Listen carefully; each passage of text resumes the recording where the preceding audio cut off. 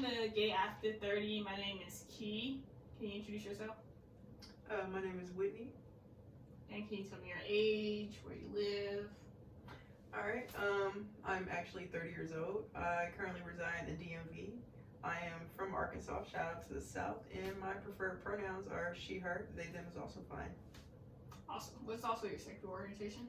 I identify as queer and or lesbian. So the people want to know, I'm pretty sure they want to know, you have your cute, jacket on. Are you single? Am I single? Okay, let me pull up this. If you guys really want to know, I am very, very single. So shout out to all the single people out there. And before anyone asks, not that anyone's going to ask, but I'm gonna put this out here too. My Venus is in Pisces, so I'm a sensitive soul and a very romantic person. My sun sign is Aries, and if you haven't picked up on it already, I am a Leo rising. Take that as you want it, and I'm an Aquarius moon. Thank you for that. I don't know my chart. I'm also single, but I don't know my chart. But slide in them DMs, and then I'm gonna hit up my friend Whit, and then she's gonna tell me what my chart is. Is that cool? Okay, cool. Awesome. So what has your journey dating been like? Because we usually hear discussions about the queer dating journey, but I don't know how many masculine center folks I've heard talking about that aspect. I think I've had a pretty good dating life. I think I started dating women early on. I started dating women at 18. I mean, I've been out when I was dating women at 18.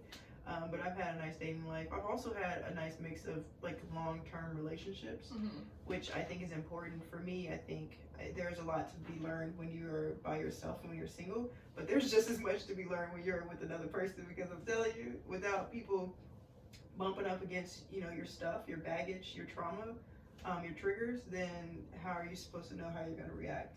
So I'm going to follow up with that question. Glad that you brought that up. I think that's very, very important. So as an after 30-year-old, right? Because we're a bit older than 30 at this point.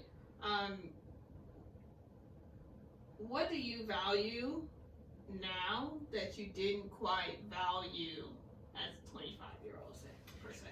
Girl, my peace. My peace, man. I'm telling you, at 30, I value that the most.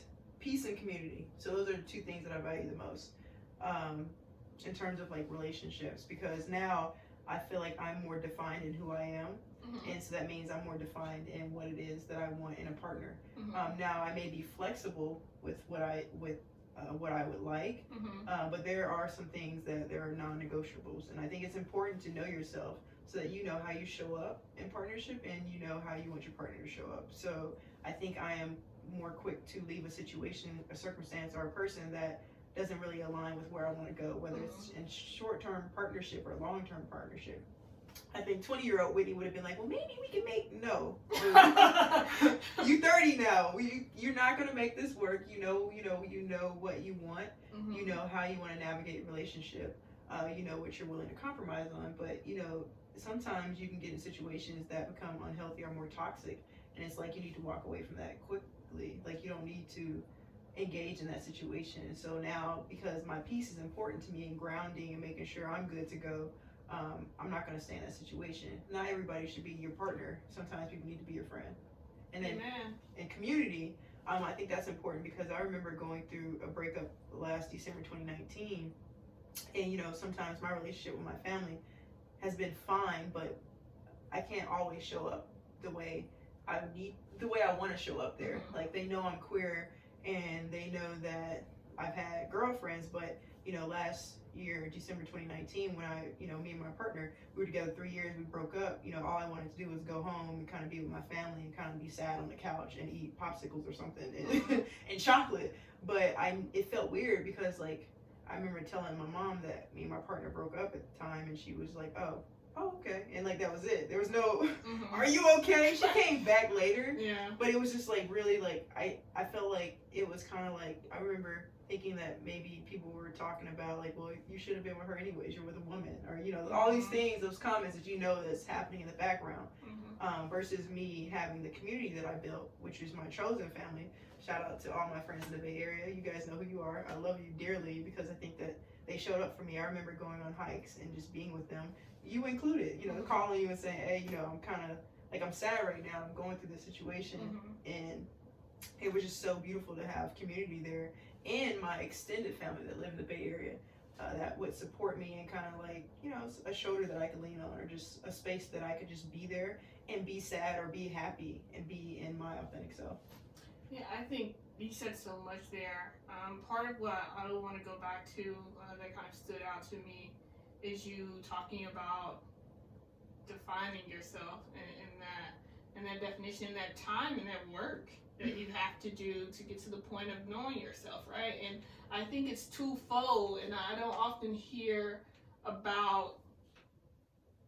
So we learn or we discuss, if you're doing any of the work, like what we are not, but I don't know, do we do all the time the work to define what we are? Right, so those are two different things. What you figuring out what you don't like is not the same process as figuring out what you like. Nope. Right, so there's like a next step that comes after that, and really just also taking account of like who you are, and so that you can know those triggers, and so that you're not just reacting in a cycle of ways, right? So like taking that time to be with yourself, or to be with your therapist to like figure out what traumas, what is the what do we say, the young kid inside, like what when this person does this particular thing, why am I reacting this way? Like, so I think that's so important, and so important in order for you to be in healthy relationships with other people. You really have to be in healthy relationship with yourself. 100%. And I appreciate that you even said that. Shout out to therapy, because therapy was something that I was introduced to when I got to the Bay Area, and I never really thought about it. Like, I grew up with family members who were like, "Yeah, you can pray this away. You gotta pray. You gotta really trust in God." And like, as someone who doesn't necessarily identify as Christian anymore and who's more spiritual in their practice, I think there are other resources too. Like, while you may be Christian or however you identify, there's also other resources. Sometimes you need to talk to people. And I think therapy and going to a really good therapist helped me realize that, there are ways in which that I could show up to a relationship that may not be the healthiest. And so being able to recognize that, reflect on that information, and really kind of like detach from that, and really trying to heal my inner child and figure out how different partners may work for me and may not work for me. Exactly. And so therapy was key in that. And I would like to say, because I know like there may be some people who are like, therapy's not for me, and like therapy is a tool, and so that some tools work better for others than for others. But I know one thing for me that has been very helpful is writing. I love to write, and it's a way for me to get things out, and to really also analyze myself and take stock, because I'm just writing my thoughts down and just like sitting with myself and taking time in the day, or this week maybe I don't want to be social, I just want to be with myself and really just think about myself. And so I think that there are a variety of tools and resources. I love the fact that you said that there are resources out there. There are a variety of resources we can use to get closer to our healthier selves, and just choosing one of them and choosing something. Choosing multiple, man. You need a lot. But I definitely want to also to go back, because you said that like being in a relationship kind of helped you figure out some triggers. And I wanted to ask, what has been one of the greatest lessons you learned about yourself by being in a relationship? Oh, okay. I think it was actually something that you said to me last year that I remember, and it resonates for me, and I was like, yeah, I need to remember that, and I will continue to say that, is that you can't love someone else more than you love yourself. Now, I know that sounds cliche, but no, because your actions need to represent that. Because if you are putting someone on a pedestal, or if you're doing these things, and I get that sometimes you're going to get in situations where maybe you make yourself small and you don't recognize it, but I had to really sit with myself and say, hey, you need to love yourself more than this person, this thing, this situation. and you need to find ways to show up for yourself, especially during these times. And so when I go through breakups or when I'm in relationships with people, I need to make sure that I'm honoring myself and not making myself small just to appease this person so that we can continue to be together. Because what I want ultimately is someone that I can be there wholly with, that can respect me how I am and that can love me in this way. And so that's what I would desire to have. That's what I would also desire to give to someone else. Yeah.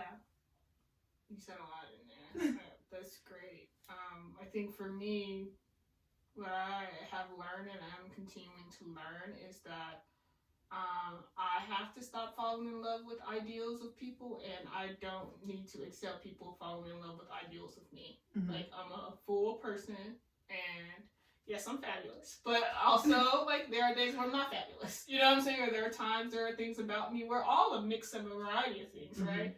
And so people will be like, oh, you look good on paper, and the person is attracted to who you are on paper, but that doesn't mean that they are connected in that way to you. And so once the real you shows up, right, which is after the initial first couple of dates or whatever, maybe it ain't spicy no more. You know what I'm saying? Like, maybe the paper you or the ideal that someone had of you is what they're really connected to.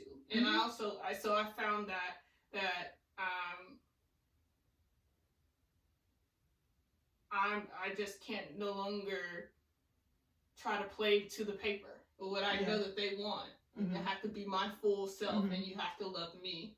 And the same thing is, like, you know, just also being real and honest with yourself. Like, are you, like, falling in love with the ideals of people? Can that person be who they really are? Do you like that person of who they really are? You know what I'm saying? So I think that that's been, like, one of the key lessons, that people are whole humans. Right. And I like the fact that you also said, do you like that person? Because, no lie, you know, at age 30, I started thinking about it, and I started going through past relationships, and I was like, you know what? How many relationships have I been in, or how many times have I engaged with somebody that I actually even really like? Let's talk about it. I was like, you know, yeah, maybe the sex is good, maybe we have connection, but I don't like this person. Friendship. There's no friendship. There's no friendship. And so one thing that I remember mourning the most about, like, my past two relationships, which was, I was mourning our friendship because I actually had cultivated a friendship with these people, these women. And I think that's important to have this friendship, you know, if you're going to be in a relationship, as opposed to back when I was 20, 22, 23, I'm in a relationship with people that I was like, I don't even like you. What, you know, I'm sitting in this relationship thinking about, man, we probably shouldn't be together. I don't like you. Like, well, we're rocking with each other and we cool for now. You know, we have bomb ass sex, but I don't like you. And I think it's important for me to like the person I'm in a relationship with, especially at 30. Like, I need to like you. I need to want you to be around. Not all the time, because I also like, you know, my independence, and I need you to have your independence. But I do appreciate, as I'm getting older, just being attached to developing a friendship and then letting that blossom into something more. Well, thank you for starting me on to my second one. My other question is, what are some of your deal breakers? Oh, you really put me on the spot. Some of my deal breakers? Okay, number one here. I'll say this because this has been a situation in the past. I'm a monogamous person. I can be flexible in my monogamy, but I don't want to have a non-monogamous relationship. I think it's a beautiful thing to have a non-monogamous relationship or engage in any type of poly situation, but I just know myself and I know it's not for me. So I think that would be the ultimate deal breaker. In the journey of with the relationship with ourselves, right? Yourself, like, what do you think that you're finally grasping in the journey of the relationship with yourself, right? Because we often discuss our relationships with other people, whether that be romantic, familial, and otherwise, but the relationship with yourself is so important, and we say so many things to ourselves and show up so many ways to ourselves that we don't often take stock in sometimes. So with regards to that, like, what is a way or something that you've been telling yourself or showing up to yourself, like, with regards to the relationship with yourself? Do you, be you, and be free. For a long time, I let a lot of people define who I was. I let yeah, I think I wasn't always my authentic self. Like, again, I was in the closet for a long time, in terms of like telling my family. So I think the most important thing that I continue to say to myself is don't make yourself small. Make sure that you're continuing to be authentic. When people ask you what it is that you want, tell them, and be, be 100% real with that person. And just know that it's okay to be yourself, and you're going to find friends and people who are going to accept you as you are. But I think that's the most important thing. Continue to be free. Don't allow anyone else to make you feel small, Mm-hmm. or feel like not seen or not validated. Mm-hmm.